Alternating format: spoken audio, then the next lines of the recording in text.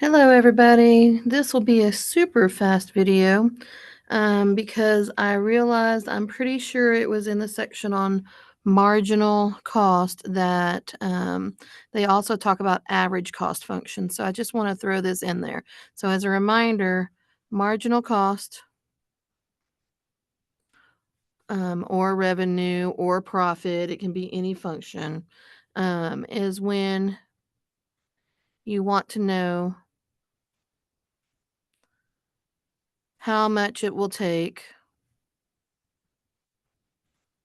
how much it will cost in this case, but it could be how much you'll get in revenue or how much you'll get in profit.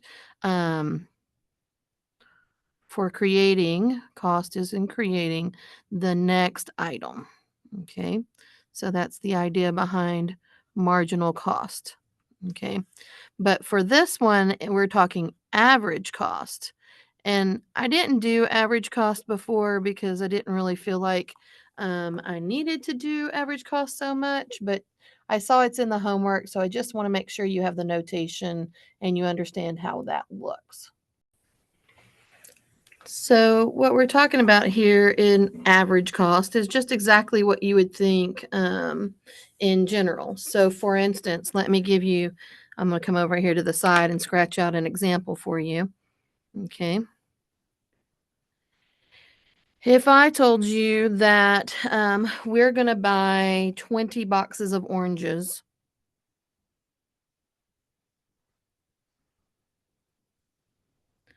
and that we're going to spend a total of, let's keep the numbers nice for us, $100.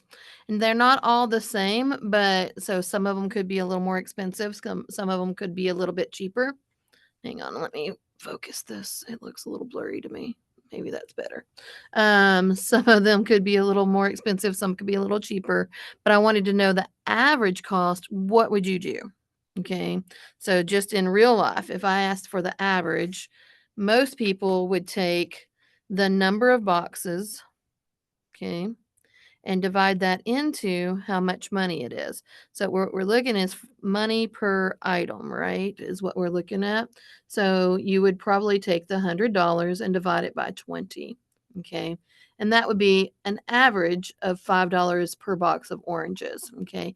Even though, like I said, one of them might have been $6 and one of them might have been $4, but that will average out to be $5 per box. Okay. So in a classroom, you know how to average your grades. If there are 3 tests in this class, then you're going to add up your 3 tests and what? Divide by the number of items, right? Okay. So the idea here is take your total and divide by the number of items. Where that's a number sign, it's not a hashtag, I'm sorry. Okay, so here's your number sign. So anyway, that's the idea of normally averaging something, and it's the same for average cost. So you take the cost function, okay, divided by the number of items,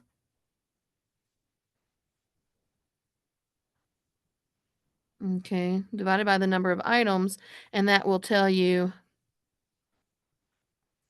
an approximate amount per item. Okay.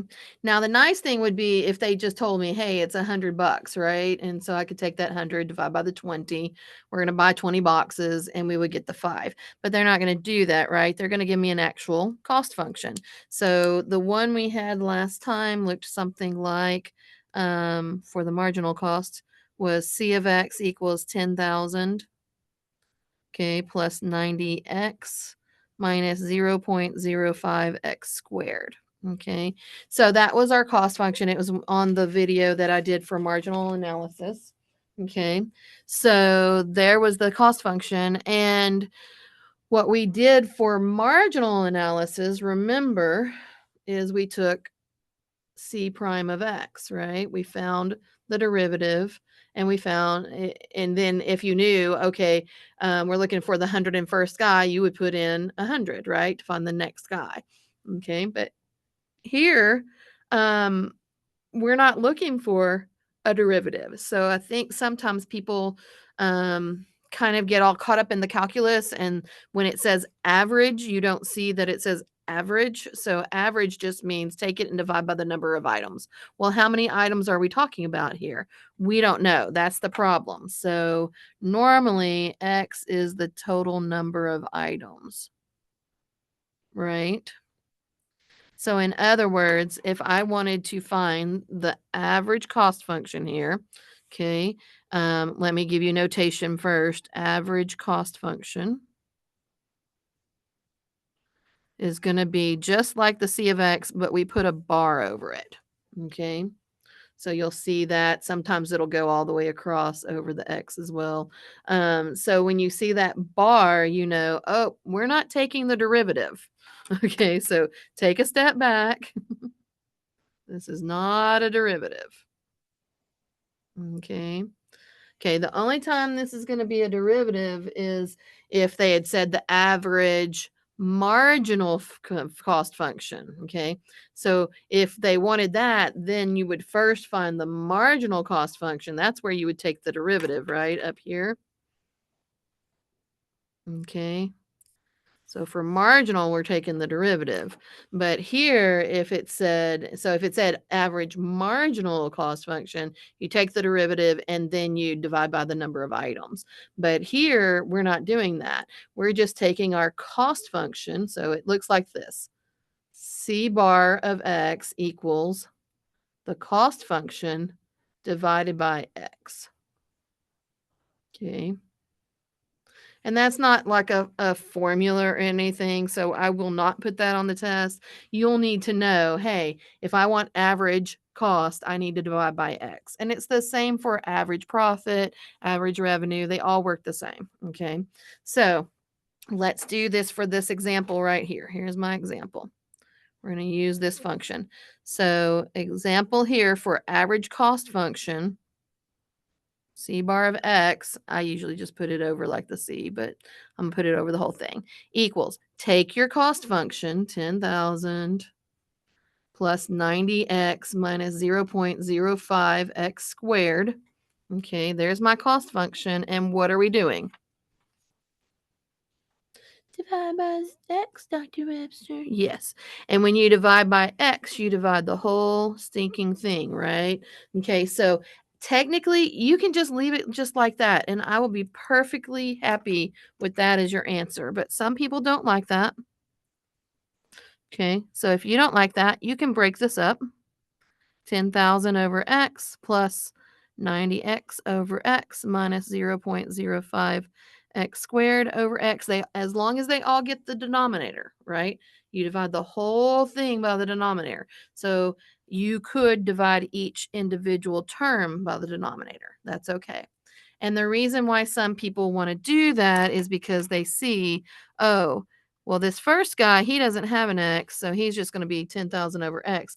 But this one, they see, oh, that's going to reduce, right? So plus 90, and one of these x's will go away, so minus 0.05 x.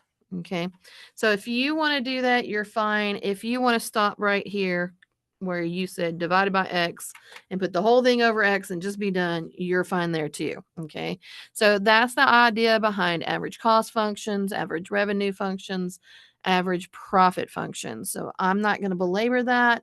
Like I said, this is a very short video for this one. You ought to be able to hopefully pick that up. Just pay attention for where they say words like average and where you see this notation with the bar over the function that tells you average. All right. Hope that helps. Thanks. Bye.